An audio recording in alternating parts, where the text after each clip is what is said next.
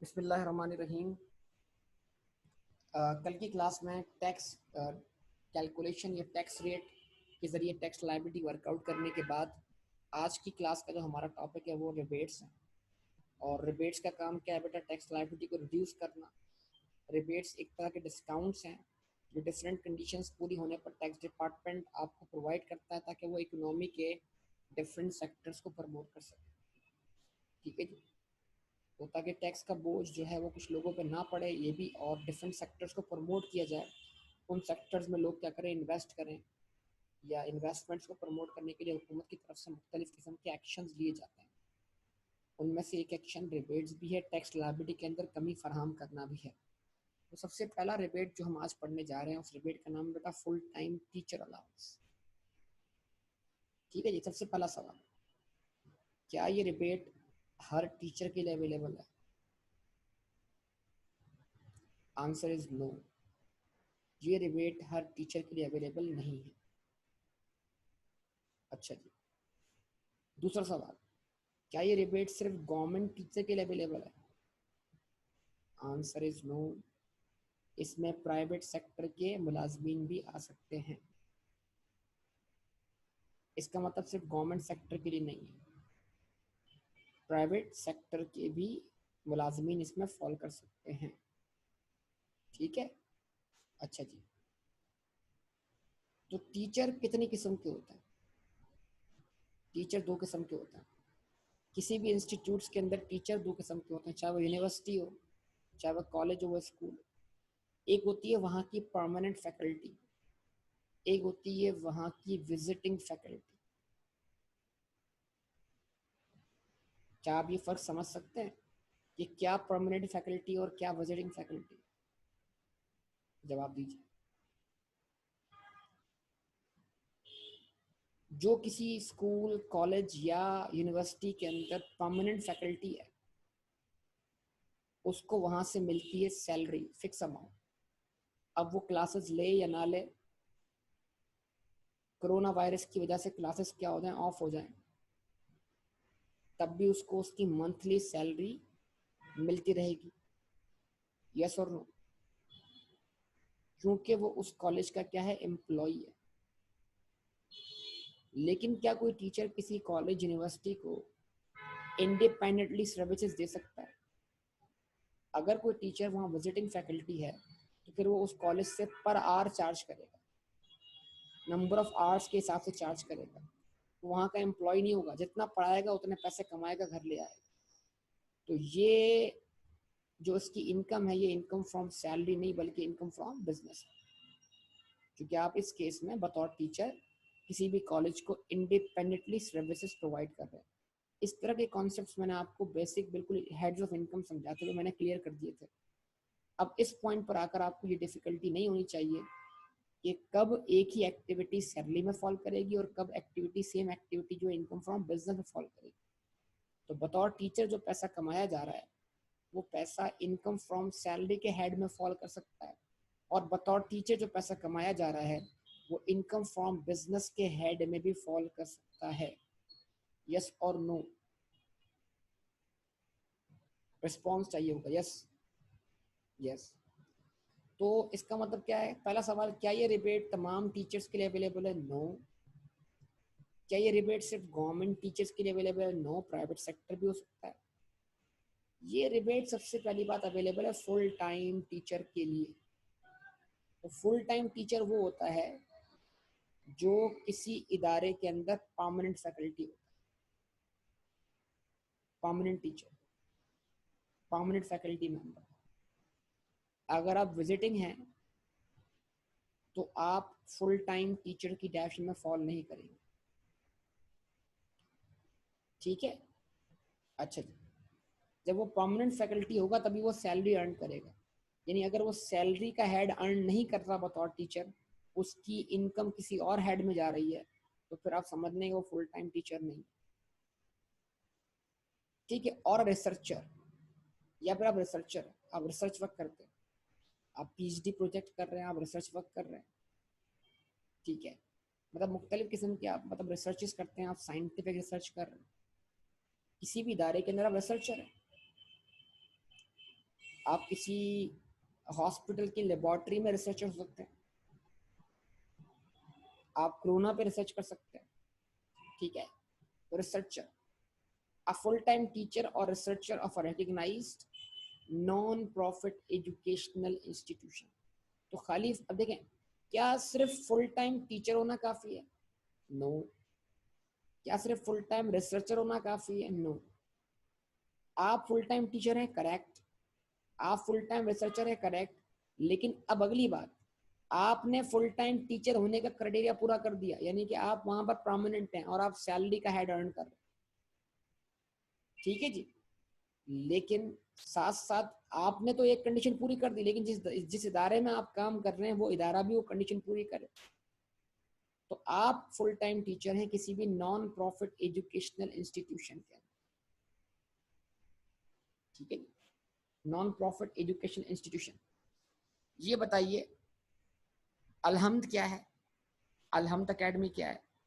Non profit educational institution है या profit based education institution?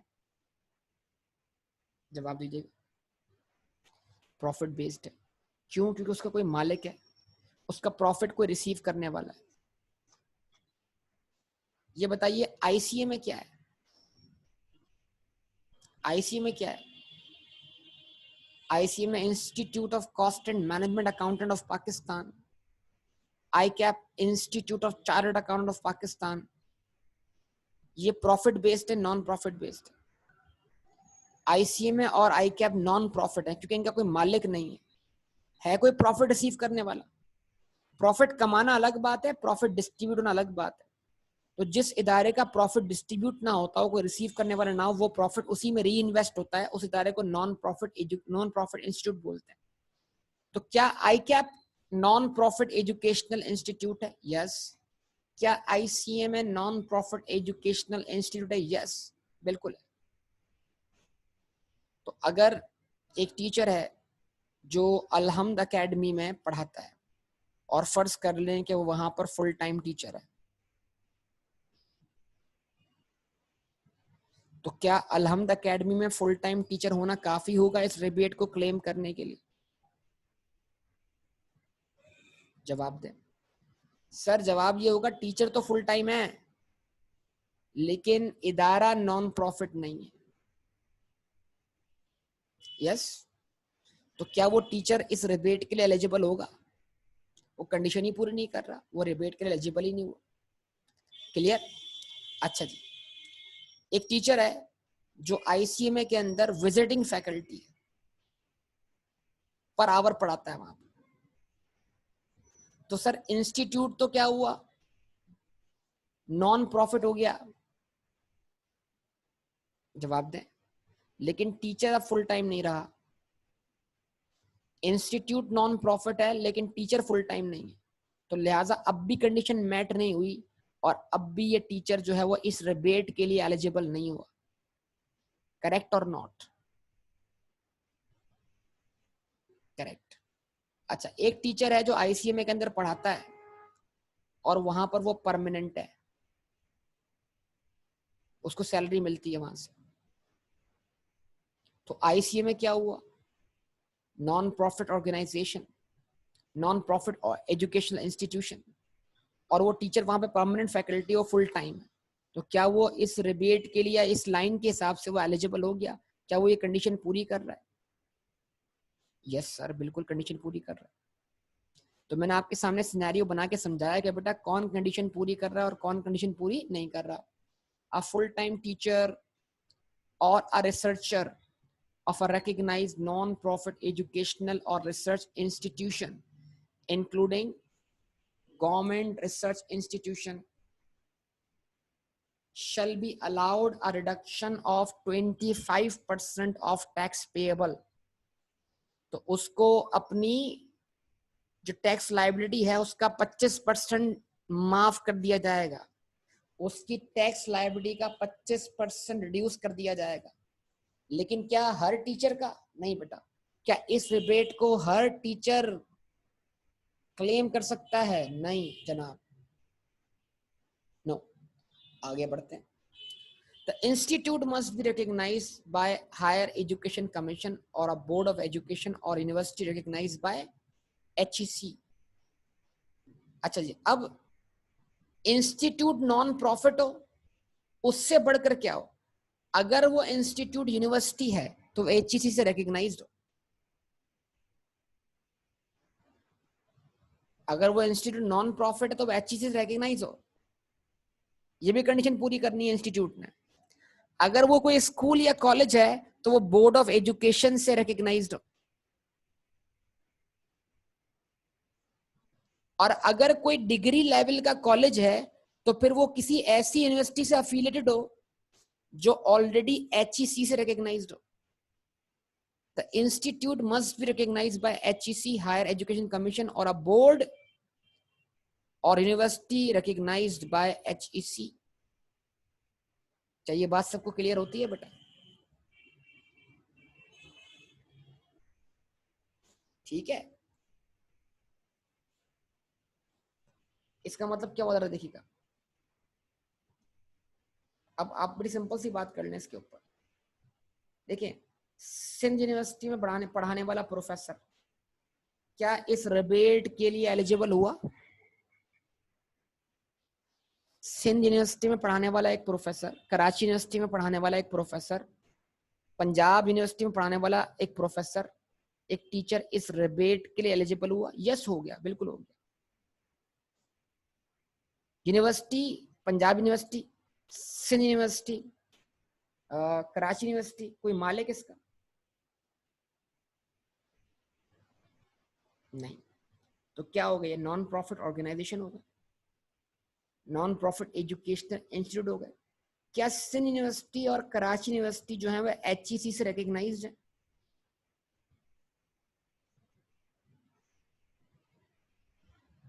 अच्छा, कंडीशन एक और पूरी हो गई। अब एक आखिरी कंडीशन पूरी करनी है, वो क्या है? अब जो टीचर है वो यहाँ पर क्या हो? फुल टाइम हो। तो अब अगर टीचर फुल टाइम है तो वो क्या हो गया? रिबेट के लिए, रिबेट के लिए क्या हो गया? एलिजिबल हो गया। अच्छा जी, अच्छा मैं कहता हूं मैं IBA के अंदर विजिटिंग फैकल्टी हूं, तो क्या बोलेंगे? मैं IBA की विजिटिंग फैकल्टी हूं फॉर एग्जाम्पल, तो क्या बोलेंगे?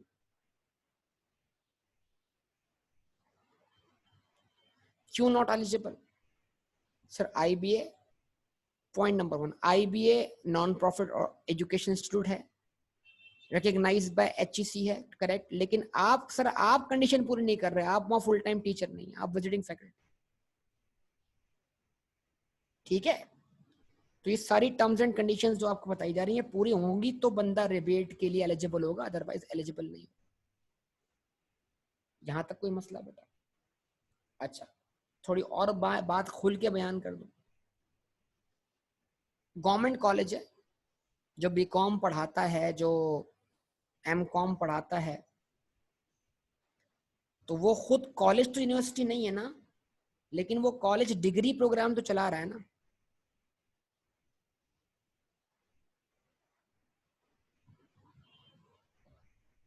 एक गवर्नमेंट कॉलेज है जो डिग्री प्रोग्राम चला रहा है, तो क्या वो कॉलेज खुद यूनिवर्सिटी है? लेकिन वो तो कॉलेज है। तो वो कॉलेज किससे अफिलिएटेड है? अगर वो कॉलेज हैदराबाद में है तो वो सिंध यूनिवर्सिटी से अफिलिएटेड है। अगर वो कॉलेज कराची में है तो वो कराची यूनिवर्सिटी से अफिलिएटेड है। अगर वो कॉलेज लाहौर में है तो पंजाब यूनिवर्सिटी से अफिलिएटेड है। और पंजाब यूनिवर्सिटी खुद किससे अप्रूव्ड है? HEC से। जो ऊपर पॉइंट लिखा हुआ आ गया, the institute must be recognised by HEC, या तो इंस्टीट्यूट डायरेक्ट HEC से रिकॉग्नाइज्ड हो तो यूनिवर्सिटी की बात हो गई, या इंस्टीट्यूट किसी बोर्ड से रिकॉग्नाइज हो तो ये स्कूल और कॉलेज की बात हो गई, और यूनिवर्सिटी रिकॉग्नाइज्ड बाय HEC, या तो इंस्टीट्यूट किसी यूनिवर्सिटी से रिकॉग्नाइज हो जिसको HEC ने ऑलरेडी रिकॉग्नाइज किया हो। तो इसका मतलब ये हुआ एक गवर्नमेंट कॉलेज जो कि डिग्री प्रोग्राम चलाता है, वहां पर पढ़ाने वाला टीचर भी इस रिबेट के लिए क्या हो गया? एलिजिबल हो गया। बस शर्त ये क्या है कि उस कॉलेज में जो टीचर है वो वहां पर क्या हो? फुल टाइम टीचर हो। और आप जानते हैं कि गवर्नमेंट एम्प्लॉय तो होते ही फुल टाइम, गवर्नमेंट टीचर तो होते फुल टाइम टीचर है, फुल टाइम पढ़ाते रहते हैं। क्या ख्याल है आप? वो तो होते ही परमानेंट है ना।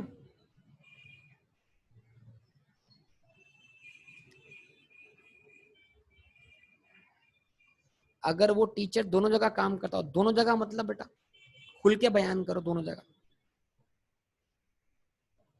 सवाल को क्लियर करो तो जवाब दूंगा मैं। रब नवाज,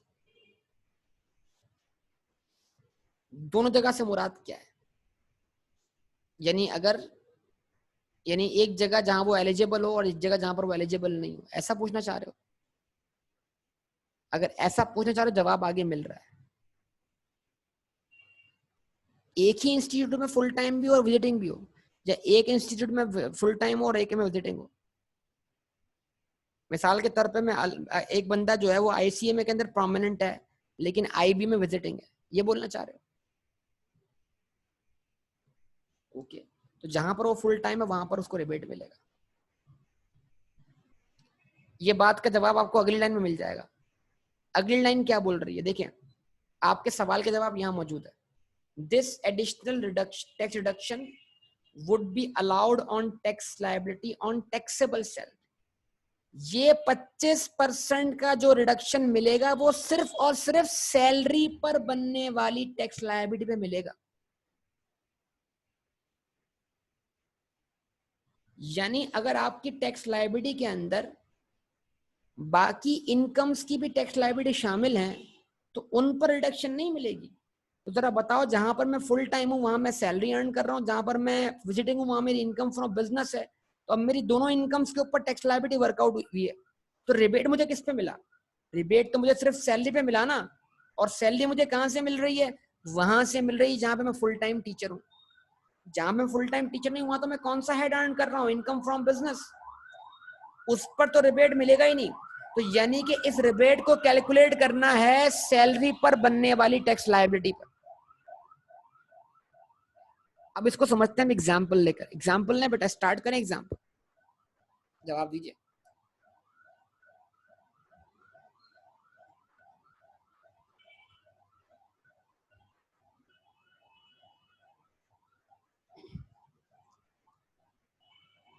चलिए,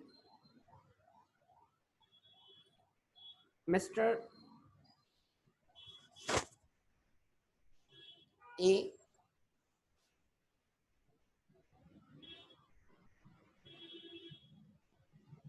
टैक्सेबल इनकम, टैक्स ईयर 2020, ठीक है जी, tax 2020।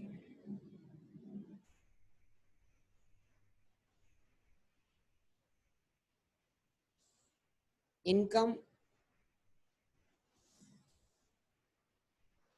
From salary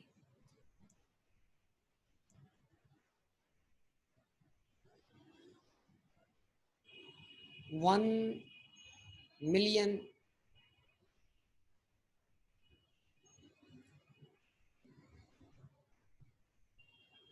income from salary में लिख देता हूं यहाँ पर 2,400,000।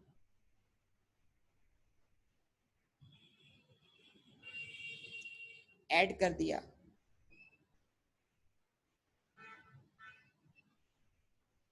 इनकम फ्रॉम अदर सोर्सेस, ठीक है, 4,00,000 रुपए। टोटल टैक्सेबल इनकम, एक काम करते हैं टोटल इनकम लिख देते हैं ताकि ज़कात वगैरह भी इसमें आ जाए। टोटल इनकम कितना बेटा? 2,800,000।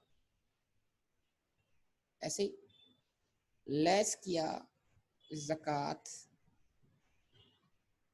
फॉर एग्जाम्पल ज़कात पेड अंडर ज़कात एंड अशर ऑर्डिनेंस 50,000, ठीक है, जो टैक्सेबल इनकम आ गई आपके पास।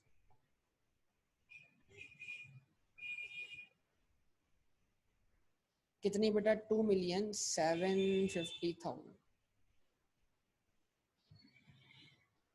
इस पे टैक्स वर्कआउट करते हैं। बताइए, जब हम टैक्स वर्कआउट करेंगे तो कौन सा केस अप्लाई होगा? सैलरीड केस या non salaried case? Salaried case. जरा आप मुझे इसका टैक्स वर्कआउट करवाएंगे?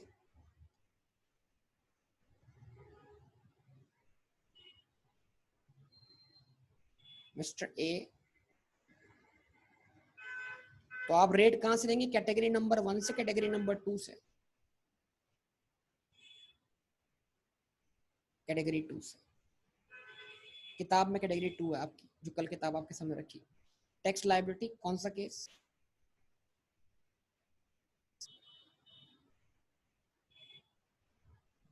Salaried case. ठीक है, टैक्स लायबिलिटी सैलरीड केस।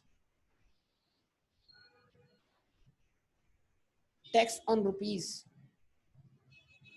बताइए कौन से स्लेब में फॉल करता है?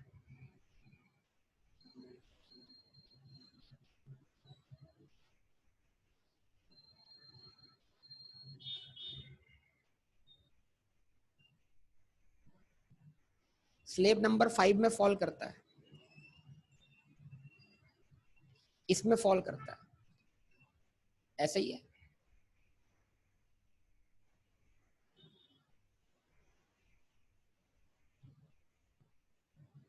और 25 लाख रुपए तक टैक्स है 195,000, और जो अमाउंट 25 लाख से एक्सीड कर रहा है उस पे कितना टैक्स है? 17.5%। चलें, आपने कहा टैक्स ऑन रुपीज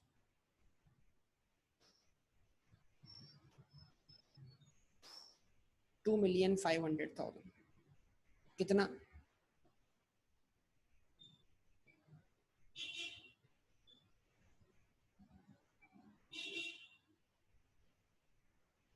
$195,000। ठीक है, ऐड कर दें इसमें टैक्स ऑन रुपीज कितना? एक्सीडिंग अमाउंट कितना है? 250,000, 2.5 लाख रुपए, एट कितना परसेंट? 17.5%। तो 2.5 लाख का 17.5% निकालिए, 43,750। ठीक है, टोटल कर दे, टोटल कितना आ गया?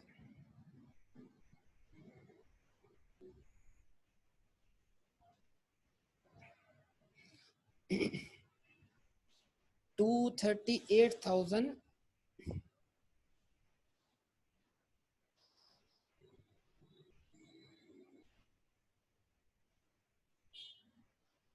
750, ऐसे ही। अच्छा जी, इसमें सब लेस करें आप क्या? फुल टाइम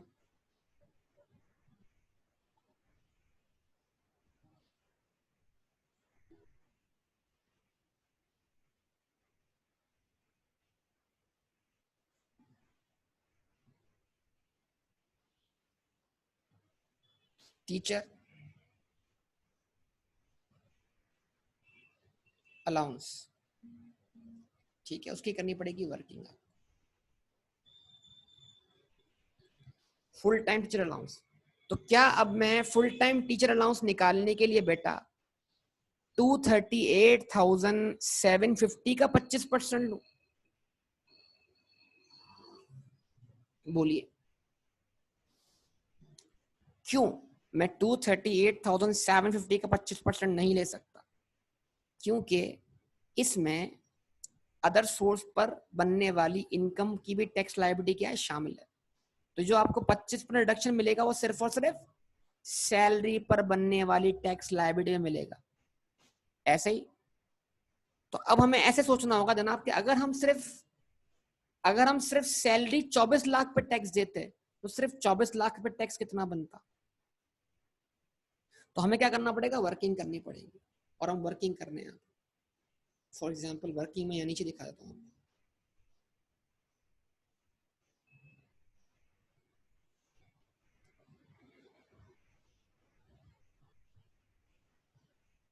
वर्किंग क्या है?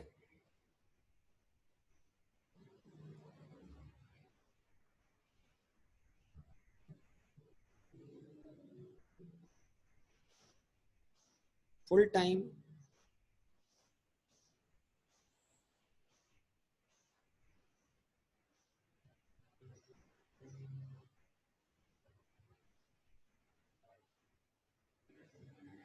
टीचर अलाउंस, ठीक है।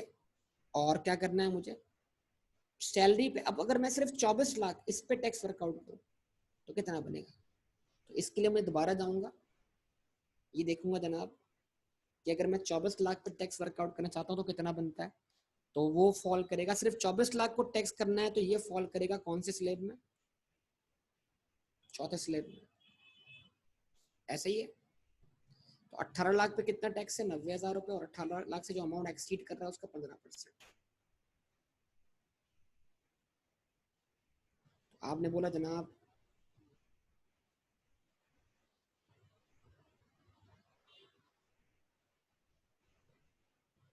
टैक्स ऑन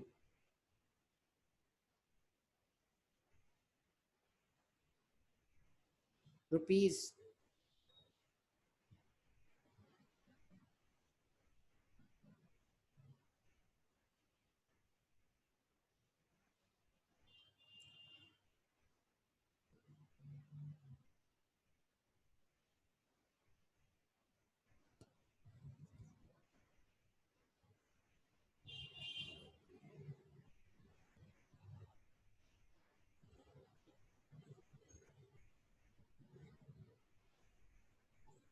1,800,000 कितना,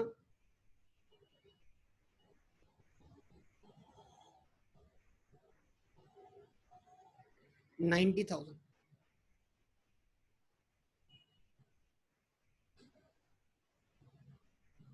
ऐड कीजिए।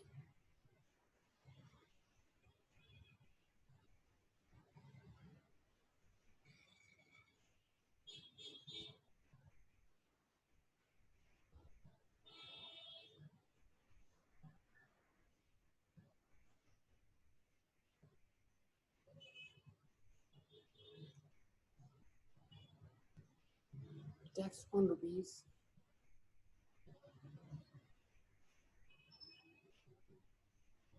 कितना अमाउंट पर है, 6 लाख।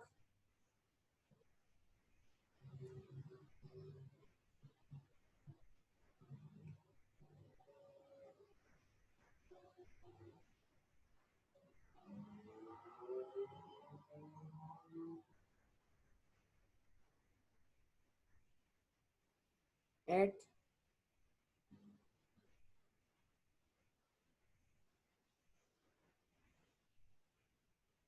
15%, कितना बनेगा, 6 लाख का 15%, 90,000।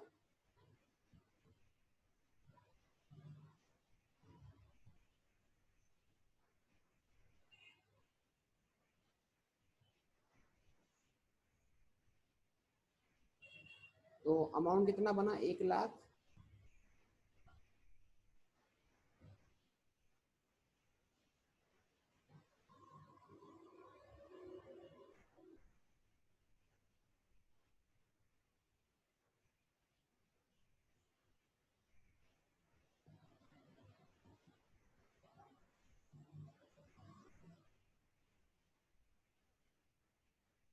एक लाख 80,000।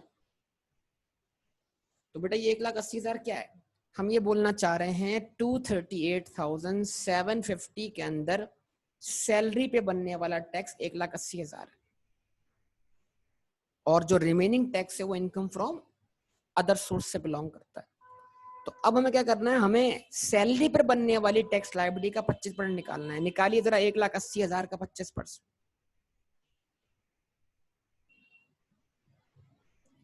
1,80,000 का निकालिए 25%, जवाब दें 45,000।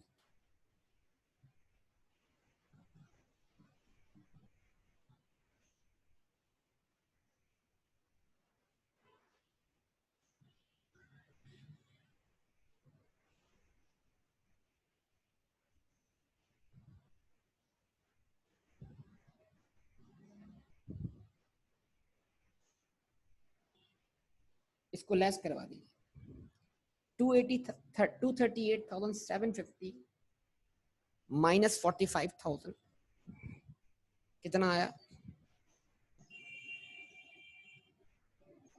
193,750।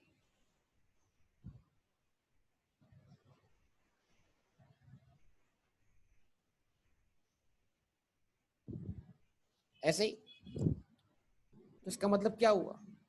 सीनियर स्टेटल अलाउंस वर्कआउट करने के बाद आपकी टैक्स लायबिलिटी 45,000 से कम हो गई और आपको अब 193,750 का क्या करना है? टैक्स पे करना है।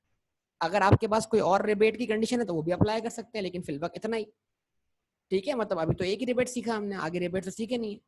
ठीक है, तो देख क्या एक बंदा एक वक्त में एक से ज्यादा रिबेट्स के लिए एलिजिबल हो सकता है? बिल्कुल हो सकता है। ठीक है, तो सबसे पहला काम क्या किया? टैक्स लायबिलिटी वर्कआउट की। उसके बाद क्या किया? रिबेट क्लेम किया। रिबेट क्लेम करने के बाद अगर आपका टैक्स बनता है, वो टैक्स आपने पहले ही एडवांस में पे किया हुआ, तो आप एडवांस में पेड टैक्स कर ले, डिडक्ट कर ले, माइनस कर ले। ठीक है, और अगर आपने एडवांस में अब तक कोई टैक्स पे नहीं किया तो आप 193,750 का चालान बनाएं बेटा, और उसको नेशनल बैंक में जमा करवा दें, टैक्स पे हो जाएगा आपका। और ये रिटर्न आप एफबीआर की वेबसाइट पे सबमिट कर दें। ये डॉक्यूमेंट होगा, उस डॉक्यूमेंट में आपकी सैलरी की सारी इन्फो मिल जाएगी। वो डॉक्यूमेंट खुद ब खुद आपका टैक्स वर्कआउट करेगा। उसमें आप अपने आप को डिक्लेयर करें कि आप कौन है, फुल टाइम टीचर। वो खुद ब खुद सैलरी पर बनने वाली टैक्स लायबिलिटी पे टैक्स वर्कआउट कर लेगा। जवाब दीजिए। सही है? कोई मसला है यहाँ तक?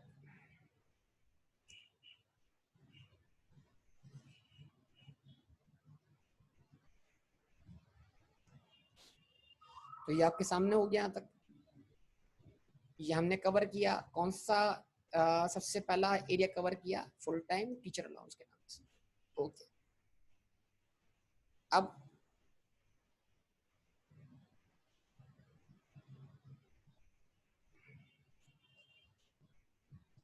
ये आ गया full time teacher allowance. This additional tax deduction would be allowed, third point, on tax liability on taxable salary, other income if any would be excluded for this purpose. उसके बाद this rebate shall not apply to teachers of medical profession who derive income from private medical practice or who receive share of consideration from patients। तो ये वही बात हो रही है कि ऐसे डॉक्टर्स जो किसी हॉस्पिटल के अंदर जो है वो परमानेंट नहीं है, बल्कि क्या है, विजिटिंग है। तो आप जानते हैं बहुत सारे हॉस्पिटल्स के अंदर जो है वो टीचिंग फैसिलिटी भी होती है ना, क्योंकि वो बहुत सारे हॉस्पिटल जो है यूनिवर्सिटीज होते हैं, तो वहाँ पे डॉक्टर्स जॉब भी करते हैं और साथ साथ वहाँ पर लेक्चर्स भी डिलीवर करते हैं कि नहीं करते लेक्चर डिलीवर? जवाब दें। तो वो डॉक्टर्स जो किसी भी हॉस्पिटल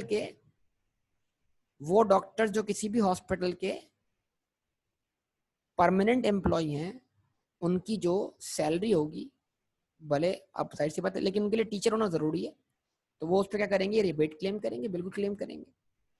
ग्रॉस पे या नेट पर, ये मैं समझा नहीं आपकी बात को, वजहत अगर आप क्लियर करें। सैलरी तो होती ग्रॉस पर है, अब नेट से मुराद क्या है आपकी?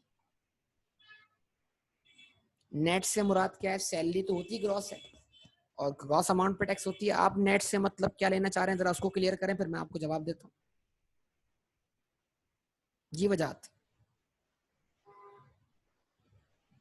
वजहत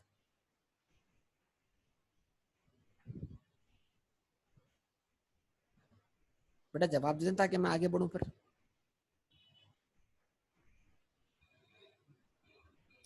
ओके बेटा, जवाब नहीं आ रहा उनकी तरफ से तो बेटा। अच्छा, अब देखो, अलाउंसेस जो हैं they are part of salary. Allowances are the part of salary. Full salary पर रिबेट होगा, फुल सैलरी पर। टैक्स के अंदर सैलरी सब कुछ मिलाकर है, अलाउंसेस वगैरह मिलाकर है। ठीक है, तो ये रिबेट पूरी सैलरी पे होगा। अब सैलरी में क्या कुछ शामिल होगा उसके लिए चैप्टर नंबर 3 पढ़ना है, इनकम फ्रॉम सैलरी। ठीक है, तो अलाउंसेस जो भी उनको बेनिफिट्स मिल रहे हैं सब मिलाकर वो सैलरी ही कहलाएगी, और ये रिबेट पूरी सैलरी पे मिलेगा। ओके ना? अच्छा, उसके बाद अगर हम इसको आगे बढ़ते हैं, अब नीचे आ जाएगी फुल टाइम टीचर की डेफिनेशन, और full time teacher means a person employed purely for teaching and not performing any administrative और managerial jobs. Examples principals, headmasters, directors, vice chancellors, chairman, controllers, so on. तो आप board के controller हैं, आप किसी school के principal हैं, headmaster हैं, किसी इदारे के आप डायरेक्टर हैं या वाइस चांसलर हैं, तो जाहिर सी बात है वहां पर तो आप एडमिन वर्क में इन्वॉल्व होगा ना, टीचिंग से आपका कोई ताल्लुक नहीं. तो वो स्टाफ जो किसी एजुकेशनल इंस्टीट्यूट से बिलोंग तो करेगा, लेकिन वो खुद एजुकेशनल एक्टिविटी में इन्वॉल्व नहीं है डायरेक्टली, वो टीचिंग में इन्वॉल्व नहीं है, तो फिर वो इस रिबेट के लिए एलिजिबल नहीं होगा. ठीक है, तो ये रिबेट सिर्फ टीचर्स और रिसर्चर्स के लिए. डॉक्टर वाली बात बड़ी आसान है कि अगर एक डॉक्टर किसी हॉस्पिटल का मुलाजिम है, सैलरी अर्न कर रहा है, तो वहां पर वो परमानेंट हो गया. और अगर वो हॉस्पिटल टीचिंग हॉस्पिटल है, मतलब जहां पर MBBS का कोर्स ऑफर किया जा रहा है, तो वो डॉक्टर वहां पर अपनी डॉक्टर की जो प्रैक्टिस है, अपने प्रोफेशन की जो प्रैक्टिस है, उसके साथ साथ वहां पे वो टीचिंग भी कर रहा है उसी सैलरी के अंदर. तो क्या वो फुल टाइम टीचर की डेफिनेशन में कवर हुआ? यस, कवर हो गया, उसको रिबेट मिलेगा. लेकिन अगर कोई डॉक्टर वहां विजिटिंग पे आता है, पर आर या पर पेशेंट या पर ऑपरेशन चार्ज करता है, ठीक है, ये अलग बात हो जाएगी ना. प्रिंसिपल होने के साथ साथ टीचिंग भी करता हो, ये अलग बहस हो जाएगी. जनरली अगर हम देखें कि बड़े इदारों में इनके पास इतना वक्त नहीं होता. जो मैनेजमेंट साइड पे चला जाता है वो फिर टीचिंग साइड पे नहीं रह सकता बेटा. बड़े बड़े इदारों की अगर हम बात करें, एक्सेप्शनली इट इज पॉसिबल. ठीक है, ओके, यहां तक आपकी सारी बात मेरे ख्याल से क्लियर हो जाएगी. अच्छा जी, अब नीचे आपको जो है वो एग्जाम्पल दी गई है, इलस्ट्रेशन. तो ये आप कर लेंगे सॉल्व मेरे ख्याल से. क्या आप इसको सॉल्व कर लेंगे बेटा? क्या आप इसको खुद ही सॉल्व कर लेंगे? मैं आगे बढ़ता हूँ, मैं एग्जाम्पल अपनी दे चुका हूँ, तो ये एग्जाम्पल आप घर पे बैठ के सॉल्व कर लीजिएगा. घर पे ही बैठे हैं वैसे, लेकिन क्लास के बाद सॉल्व कर लीजिएगा. हो जाएगी सॉल्व आपसे? ओके,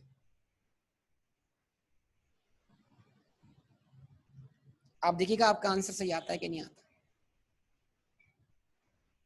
चले, अब उसके बाद आता है वैसे बहबूद क्या कहते हैं, सेविंग सर्टिफिकेट. लेकिन मैं अभी आपको वो नहीं पढ़ा रहा, मैं आपको पढ़ा रहा हूँ फॉरेन टैक्स क्रेडिट. क्या पढ़ा रहा हूँ बेटा? Foreign tax credit. अच्छा जी, ये क्या है? देखिए, foreign tax credit also called unilateral relief, cross border transaction relief. तो अगर रेजिडेंट होने की वजह से आपको डबल टैक्स फेस करना पड़ रहा है और किसी भी सूरत में आपकी फॉरेन सोर्स इनकम पाकिस्तान में टैक्स लगने से बच ही नहीं पा रही, ठीक है, किसी भी सूरत में आपकी फॉरेन सोर्स इनकम पाकिस्तान में टैक्स लगने से बच ही नहीं पा रही, तो फिर आपको डबल टैक्स फेस करने की वजह से क्या मिलेगा? रिबेट मिलेगा. तो ख्याल रखिएगा, इस रिबेट के लिए सिर्फ वही बंदा एलिजिबल होगा जो रेजिडेंट हो, उसकी फॉरेन सोर्स इनकम हो, उस फॉरेन सोर्स इनकम पर वो पाकिस्तान में टैक्स पे कर रहा हो, और वो उस फॉरेन सोर्स इनकम पर फॉरेन कंट्री में भी टैक्स पे कर चुका हो, यानी वो डबल टैक्स फेस कर रहा हो. अगर वो डबल टैक्स फेस करेगा पाकिस्तान में तो ही वो रिबेट के लिए एलिजिबल होगा. एक बंदा अगर कोई फॉरेन सोर्स इनकम कर रहा है और उस फॉरेन सोर्स इनकम पर टैक्स पाकिस्तान में पे कर रहा है, लेकिन फॉरेन कंट्री में उसने कोई टैक्स पे नहीं किया, तो उसकी इनकम डबल टैक्स ही नहीं हुई. जब इनकम डबल टैक्स ही नहीं हुई तो उसको ये रिबेट नहीं मिलेगा, वो इस रिबेट के लिए एलिजिबल नहीं होगा. तो फॉरेन टैक्स क्रेडिट सिर्फ वो शख्स क्लेम कर सकता है जो फॉरेन सोर्स इनकम पर पाकिस्तान में टैक्स पे कर रहा हो और साथ साथ वो फॉरेन कंट्री में भी टैक्स पे कर चुका हो, यानी उसको डबल टैक्स फेस करना पड़ रहा. क्लियर बात बेटा, बात आपको यहाँ तक? अब थोड़ा इसका बैकग्राउंड बना हुआ है आपके सामने, क्या लिखा हुआ है? Foreign source income derived by a resident is normally exempt in Pakistan. अगर कोई शख्स फॉरेन सोर्स इनकम ड्राइव करता है तो उसकी इनकम पाकिस्तान में रेजिडेंट होने के बावजूद एग्जेम्प्ट हो जाती है. कैसे? टैक्स ट्रीटी की वजह से. या फिर और if he is a short term resident, वो शॉर्ट टर्म रेजिडेंट है, वो एम्प्लॉयमेंट पर्पस के लिए पाकिस्तान आया है, उसका स्टे पाकिस्तान में 3 साल से एक्सीड नहीं करता, ना वो फॉरेन सोर्स इनकम पाकिस्तान में रिसीव कर रहा है, ना अपने साथ ला रहा है. या फिर वो शख्स जो है वो रिटर्निंग एक्सपाट्रिएट है, इस बिना पर उसकी फॉरेन सोर्स इनकम रेजिडेंट होने के बावजूद पाकिस्तान में एग्जेम्प्ट हो गई. जब फॉरेन सोर्स इनकम रेजिडेंट होने के बावजूद पाकिस्तान में एग्जेम्प्ट हो गई तो डबल टैक्स का सवाल ही पैदा नहीं हुआ ना. पाकिस्तान में तो टैक्स देना ही नहीं पड़ा. अब ये रिबेट तो उसके लिए है जो शख्स पाकिस्तान में फॉरेन सोर्स इनकम पे टैक्स पे करे और वो ऑलरेडी फॉरेन कंट्री में उस इनकम पर टैक्स पे कर चुका हो या उसको करना पड़ेगा, तो यानी वो डबल टैक्स फेस करेगा. तो जो डबल टैक्स फेस करेगा उसी के लिए रिबेट दिया गया है. जो डबल टैक्स फेस नहीं करेगा उसके लिए रिबेट नहीं है. ठीक है. अब क्या है, अब जरा देखिएगा. However, if such income is taxable in Pakistan, despite the fact that the taxpayer already paid income tax in that foreign country, then the resident taxpayer shall be allowed a tax credit in respect of foreign income tax paid by him as lower of. तो फिर वो rebate के तौर पे claim करेगा दो चीजों को जो दोनों में से लोअर हो. मतलब रिबेट क्लेम करने के लिए उसके पास दो ऑप्शन है, दो अमाउंट्स हैं. उन दो अमाउंट में जो लोअर आएगा वही रिबेट बनेगा. तो इसका मतलब क्या है, हर क्वेश्चन में आपको पहले असेसमेंट करनी है कि वो दो अमाउंट्स क्या हैं. नंबर 1, पहला अमाउंट, फॉरेन कंट्री में वो कितना टैक्स पे करके आया है. नंबर 2, पाकिस्तान में उस इनकम पर ऑन एवरेज कितना टैक्स पे करना पड़ रहा है. ठीक है जी. तो फॉरेन में वो एक्चुअल कितना टैक्स पे करके आया है और पाकिस्तान में ऑन एवरेज उसको कितना टैक्स पे करना पड़ रहा है. इन दो अमाउंट्स में से जो लोअर अमाउंट होगा वो रिबेट बन जाएगा. चलें इसको समझते हैं कि एग्जाम्पल के थ्रू. देखिएगा सब लोग, एग्जाम्पल लेते हैं ताकि आपको बात समझ में आए. एक क्वेश्चन बना लिया हमने.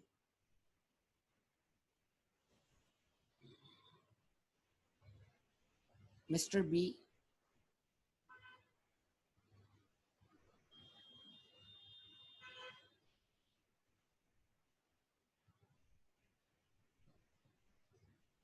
taxable income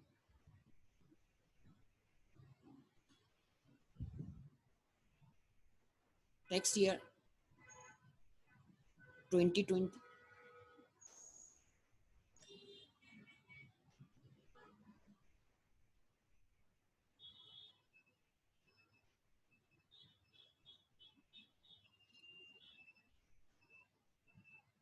Income from salary.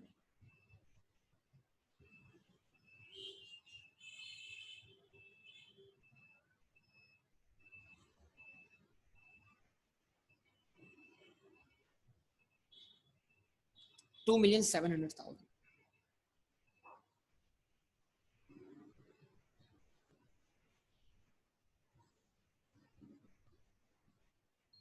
Foreign source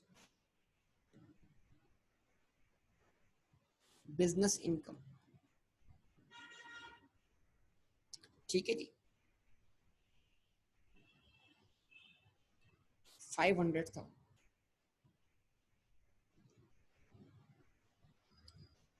total कितना बना? 3,200,000. ठीक है. लेस करते हैं ज़कात. अंडर ज़कात एंड अशर ऑर्डिनेंस कितना? 100,000.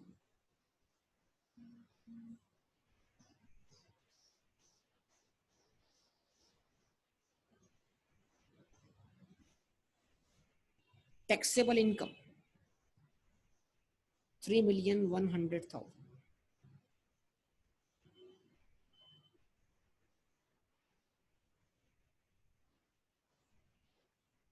सबसे पहला काम क्या करना है? सबसे पहला काम ये करना है कि इस 3,100,000 पर क्या वर्कआउट करना है, टैक्स वर्कआउट करना है। वर्कआउट करेंगे, जरा वर्कआउट करके देखिए ये सैलरीड केस है या नॉन सैलरीड केस है। पहले आप मुझे बताएं ये सैलरीड केस या नॉन सैलरीड केस है। 2,700,000 को आप डिवाइड करें 3,100,000 से, केस क्या बनेगा, सैलरीड केस बनेगा। गुड, जबरदस्त, ओके। जरा आप चले जाएं उस स्लेब पर और आप मुझे वर्कआउट करके बताएं। स्लेब मेरे ख्याल से वही वाला अप्लाई होगा, 25 लाख वाला। चेक करें, स्लेब नंबर 25 लाख वाला अप्लाई होगा, चेक करके बताइए। हाँ सैलरी तो है, लेकिन स्लेब कौन सा अप्लाई हो रहा है? रेट्स आप जाके देखें, नहीं है रेट्स आपके पास, या है रेट्स आपके पास? या मैं स्क्रीन पे दिखाऊं आपको रेट्स? चलिए हम दोबारा स्क्रीन पे रेट्स देखते हैं।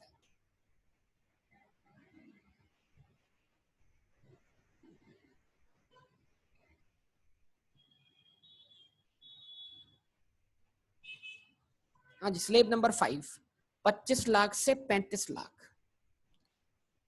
के दरमियान जब इनकम फॉल करेगी तो 25 लाख तक 195,000, उससे अबव 17.5%। ऐसे ही आपने कहा जनाब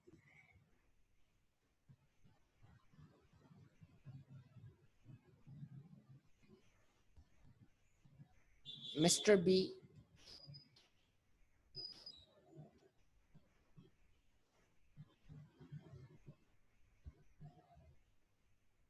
टैक्स लायबिलिटी,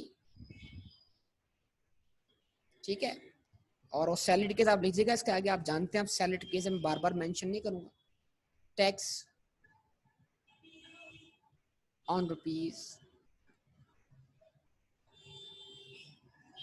2,500,000, कितना, 195,000, ठीक है। नंबर 2, टैक्स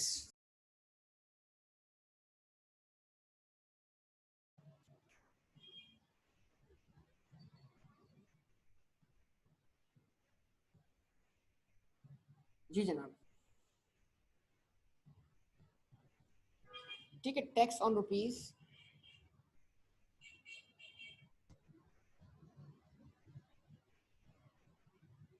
जो अमाउंट एक्सीड कर रहा है 25 लाख से, वो कितना है, 6 लाख। ऐसे ही जवाब दें। एट व्हाट, 17.5%, कितना बनेगा, 1,05,000। टैक्स लायबिलिटी टोटल कितनी आ गई बताइए, 195 प्लस 1,05,000 कितना बन गया, 3 लाख। ठीक है, अब क्योंकि ये फॉरेन सोर्स इनकम पर पाकिस्तान में टैक्स पे कर रहा है, और अगर ये फॉरेन कंट्री में भी टैक्स पे करके आ चुका है तो ये रिबेट के लिए एलिजिबल हो गया। उस रिबेट को हम क्या बोलेंगे, हम बोलेंगे less foreign tax credit.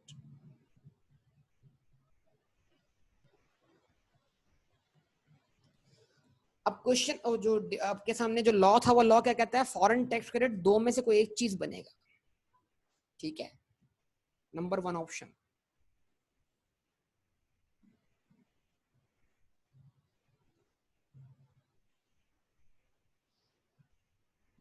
Foreign tax paid,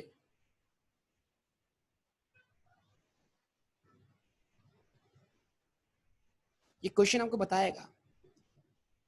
foreign tax credit निकाल रहा हूं, और फॉरेन टैक्स क्रेडिट निकालने के लिए दो ऑप्शन दिखने। नंबर 1 ऑप्शन क्या है बेटा, फॉरेन टैक्स पेड, तो यानी आपको आप ये मालूम करें कि आप फॉरेन में कितना टैक्स पे करके आए हैं। फर्ज कीजिए फॉरेन में टैक्स पे करके आए हैं ₹50,000,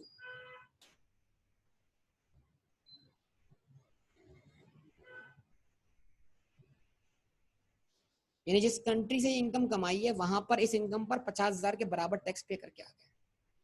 ये ऑप्शन नंबर 1। ऑप्शन नंबर 2 क्या है?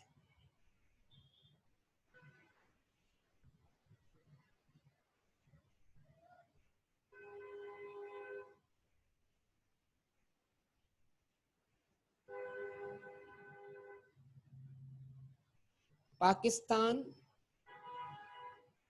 Tax payable.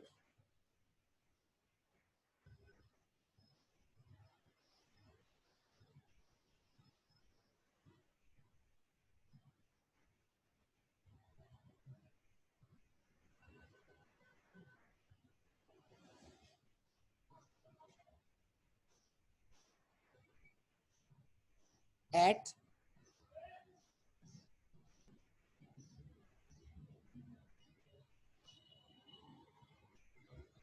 Average rate of tax.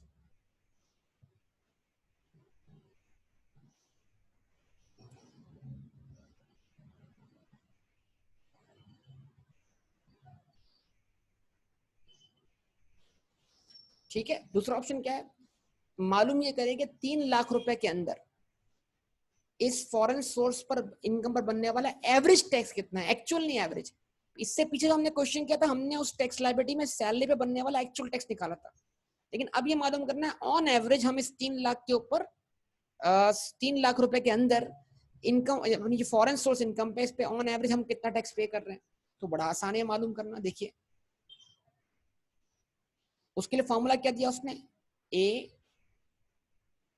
Upon B multiply by सी। ठीक है, यानी एवरेज निकालने के लिए उसने फॉर्मूला हमें खुद दिया, लॉ ने। वो फॉर्मूला क्या दिया, A upon B multiply by C ना। What is A? तो A is what, tax liability before foreign tax credit. जरा बताइए, फॉरेन टैक्स क्रेडिट क्लेम करने से पहले हमारी लायबिलिटी कितनी है? फॉरेन टैक्स क्रेडिट क्लेम करने से पहले हमारा रिबेट कितना बनता है? Please response. 3 लाख रुपए। गुड। तो यानी मैंने ए की वैल्यू क्या पुट कर दी,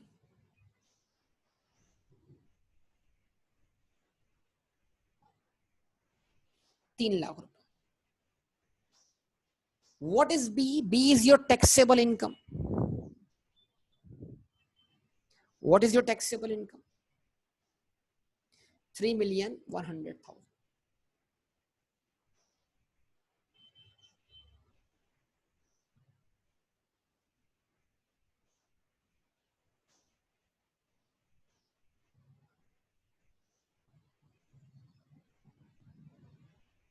जब मैंने ए को बी से डिवाइड किया तो 3 लाख जो कि टैक्स लायबिलिटी थी वो 3.1 मिलियन का परसेंटेज बन गई। यानी ऑन एवरेज मैं अपनी इनकम पर कितना परसेंट टैक्स दे रहा हूं।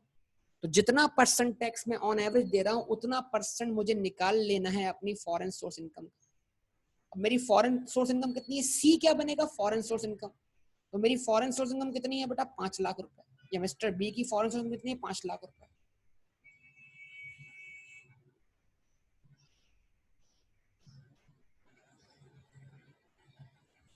बताइए क्या आंसर आया?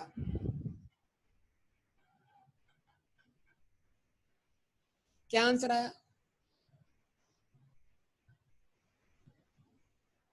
Rupees 48,387 rupees 48,387। तो जरा बताइए ऑप्शन नंबर 1 और ऑप्शन नंबर 2 में से लोअर कौन सा है? ऑप्शन 1 और ऑप्शन 2 में से लोअर कौन सा है? ऑप्शन 2। तो ये हमारा कहलाएगा फॉरेन टैक्स क्रेडिट। और हम इस नहीं है तो मैं ऊपर लिख देता हूँ, यहाँ पे लिख रहा हूँ जो लोअर है उसको हम लेंगे। और वो लोअर अमाउंट क्या बनेगा हमारे पास, 48,000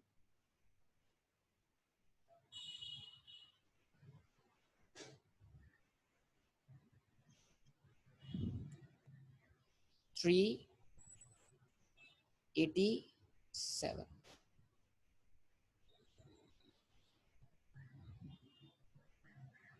इसको लेस कर दे तो निकालने आंसर एट द एंड क्या आता है?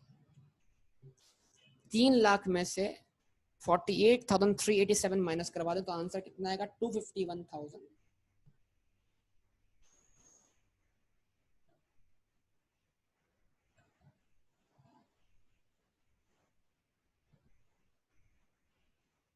$613।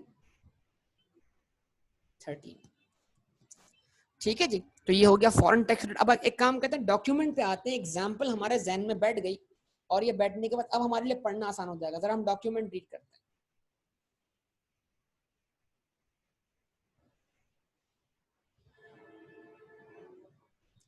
ठीक है, अब आप जरा डॉक्यूमेंट देके बताइएगा। देखें, foreign source income derived by resident is normally exempt in Pakistan under tax treaty or if he is a short term resident or a returning expatriate। जब आपकी फॉरेन सोर्स इनकम एग्जेंट है तो फिर double tax का सवाल ही पता नहीं होता, ये रिबेट आपके लिए नहीं है। और अगर आपकी फॉरेन सोर्स इनकम पाकिस्तान में टैक्स हो रही है लेकिन आपने फॉरेन में कोई टैक्स पे नहीं किया, तब भी ये रिबेट आपके लिए नहीं है। ये रिबेट आपके लिए कब है? जब आपकी फॉरेन सोर्स इनकम रेजिडेंट होने की बिना पर पाकिस्तान में टैक्स हो रही हो और आप उस पर फॉरेन कंट्री में ऑलरेडी टैक्स पे करके आ चुके हो, तो आप डबल टैक्स फेस करेंगे। जब आप डबल टैक्स फेस करेंगे तब ये रिबेट आपके लिए है। उसके बाद, however, if such income is taxable in Pakistan despite the fact that the taxpayer has already paid income tax in the foreign country, then the resident taxpayer shall be allowed a tax credit in respect of a foreign income tax paid by him as lower of। तो जो tax rebate होगा, जो tax rebate का जो amount होगा वो दो चीजों में से लोअर होगा। पहली चीज, फॉरेन इनकम टैक्स पेड, आप उस इनकम पर फॉरेन में कितना टैक्स पे करके आ चुके हैं। तो हमारी एग्जाम्पल में कितना था? 50,000। यस और नो? जवाब दे दें बेटा। हमारी एग्जाम्पल में कितना था? 50,000।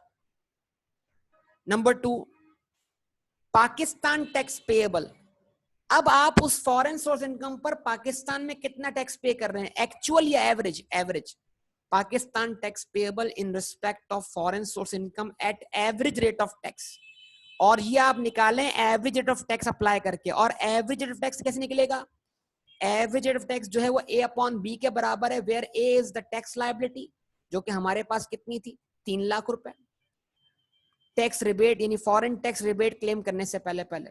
And B is your what? Taxable income, जो कि 3,100,000 थी। उसको मल्टीप्लाई कर दें C से, जो कि आपकी फॉरेन सोर्स इनकम है। तो इस तरह आपको पाकिस्तान टैक्स पेएबल मिल जाएगा by applying average rate of tax, जो कि कितना आया था हमारे पास? जो कि कितना आया था हमारे पास? जो कि कितना आया था हमारे पास? 48,387। 48,387। तो दो में से जो एक ऑप्शन था 50,000 का, एक ऑप्शन था 48,387 का। लोअर ऑप्शन क्या बना? रिबेट बना। जो लोअर होगा वो रिबेट बनेगा। ठीक है जी, कोई मसला यहां तक? तो इसकी भी किताब में एग्जाम्पल मौजूद है और आप इसकी एग्जाम्पल भी आप सॉल्व कर लें।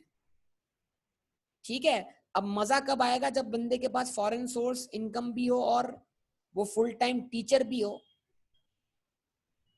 वो फुल टाइम टीचर भी हो तो फिर क्या होगा? फिर वो दो रिबेट क्लेम करेगा। सबसे पहले कौन सा रिबेट क्लेम करेगा? फुल टाइम टीचर वाला। फिर रिबेट क्लेम करेगा कौन सा वाला? फॉरेन टैक्स क्रेडिट वाला। तो ये अब कॉम्प्लिकेशन हम लाते रहेंगे इसमें आहिस्ता आहिस्ता, लेकिन जो पढ़ाया है उसको कवर करें और दोनों कंटेंट्स के नीचे जो एग्जाम्पल लिखी हुई आप खुद से सॉल्व करें और फिर जाके उसके आंसर्स क्या करें? मैच करें। ठीक है, ये डॉक्यूमेंट आपके पास है, जवाब दीजिए। क्लियर बेटा यहां तक सबको बात? बेटा दो जगह बिजनेस होने का मतलब क्या है? बिजनेस तो एक ही है ना। अगर बिजनेस फॉरेन कंट्री में तो फिर वहां से जो इनकम है वो फॉरेन सोर्स इनकम कहलाएगी। अगर पाकिस्तान में एक से ज्यादा बिजनेस है या एक से ज्यादा जगह बिजनेस है, वो बिजनेस तो एक ही कहलाएगा ना। एक से ज्यादा बिजनेस है तो उसका ऑनर देखना पड़ेगा कि ऑनर कौन है। अगर इंडिविजुअल है तो उसी के पास जाके वो टैक्स होंगे। ठीक है, तो यहाँ तक बात क्लियर आप सबको बेटा? तो इंशाल्लाह इसको हम कंटिन्यू करेंगे कल और इसको यहाँ तक स्टॉप करते हैं। बाकी बातें अगली क्लास में होंगी इंशाल्लाह। दोनों एग्जाम्पल्स आपने खुद से कवर करनी है और बताना है कि आपको बात समझ में आई है या नहीं है। ठीक है बेटा, ओके, अल्लाह हाफिज।